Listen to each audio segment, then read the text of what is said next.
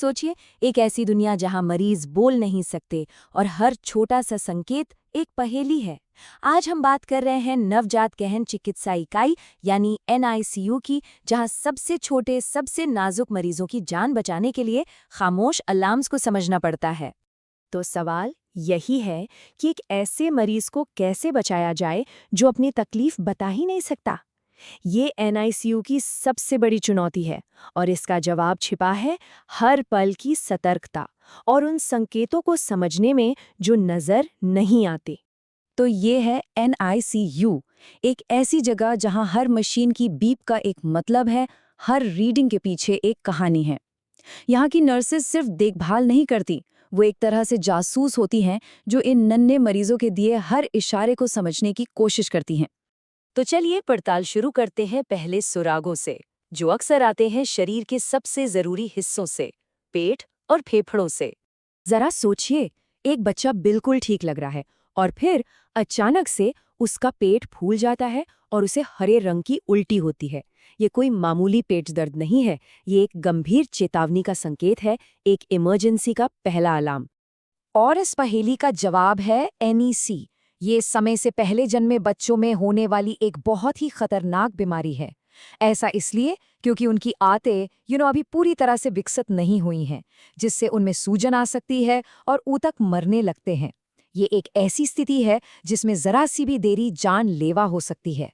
और ऐसी हालात में एक्शन बिल्कुल तेजी से लिया जाता है। सबसे पहले फीडिंग फौरन रोक दी जाती है ताकि आंतों को आराम मिले। फिर पेट से हवा निकालने के लिए एक ट्यूब डाली जाती है, पेट का साइज लगातार नापा जाता है और बच्चे को आईवी से जरूरी पोषण और एंटीबायोटिक्स मिलते रहते हैं और एक्सरे से पूरी स्थिति पर नजर रखी जाती है। यहाँ हर मिनट कीमती है। अच्छा, अब आते हैं अगली गुत्थी पर।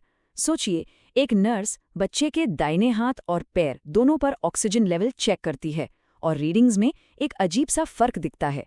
ये कोई मशीन की खराबी नहीं है, बल्कि फेफड़ों से आ रहा एक साइलेंट अलार्म है। ये प्रोसेस काफ़ी दिलचस्प है। दाहिने हाथ से जो ऑक्सीजन नापा जाता है उसे प्रीडक्टल कहते हैं, मतलब ये वो खून है जो फेफड़ों से ताज़ा ऑक्सीजन लेकर सीधे शरीर में जा रहा है। और पैर से नापा गया ऑक्सीजन पोस्टडक्टल होता है। इन दोनों के बीच का जो फ़र्क है ना, वो हमें सीधे सीधे बता देता है कि फेफड़े कितनी अच्छी तरह से काम कर पा रहे हैं।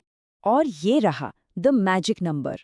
अगर इन दोनों रीडिंग्स के बीच का अंतर 10% से ज्यादा है तो ये एक बहुत बड़ा रेड फ्लैग है। ये सीधे तौर पर persistent pulmonary hypertension of the newborn यानी पीपीएचएन की तरफ इशारा करता है।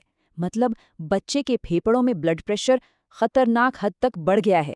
इस सेक्शन का आखिरी क्लू सबसे आम है लेकिन उतना ही सीरियस। एक बच्चा अचानक 20 सेकंड से ज्यादा के लिए सांस लेना बंद कर देता है, या कभी-कभी सांस रुकती तो थोड़ी ही देर के लिए है, पर उसकी वजह से बच्चे का हार्ट रेट गिर जाता है। इसे कहते हैं एपनिया ऑफ प्रीमेच्योरिटी। और ये इसलिए होता है क्योंकि प्रीमेच्योर बच्चों का जो दिमाग है, उनका नर्वस सिस्टम, वो अभी पूरी तरह से तैयार नहीं होता। तो वो कभी-कभी सांस लेना ही भूल जाते हैं। यहाँ नर्सों को हमेशा हर पल अलर्ट रहना पड़ता है। तो चलिए, अब हम बात करते हैं उन इमरजेंसीज की जो बिल्कुल अचानक आती हैं, बिना किसी वार्निंग के। ये दिल और दिमाग से जुड़ी इमरजेंसीज हैं जहां हर सेकंड कीमती है। एक बच्चा जो अभी बिल्कुल ठीक था अचानक से पीला पड़ जाता है और उसके सिर का जो नरम हिस्सा होता है ना, जिसे फॉन्टानेल कहते हैं, वो फूलने लगता है। ये दो चीजें जब एक साथ होती हैं तो ये एक बहुत ही गंभीर न्यूरोलॉजिकल इमरजेंसी का सिग्नल है। ये है IVH यानी दिमाग के अंदरूनी हिस्सों में खून का रिसाव। समय से पहले जन्मे बच्चों के दिमाग की जो ब्लड वेसल्स होती हैं वो इतनी नाजुक होती हैं कि जरा सा भी प्रेशर बढ़ने पर फट सकती हैं। और ये एक ऐसी चीज है जो बिल्कुल चुपके से हो जाती है, बिना किसी आहट के। ओके, अगली पहेली सीधे दिल से जुड़ी है।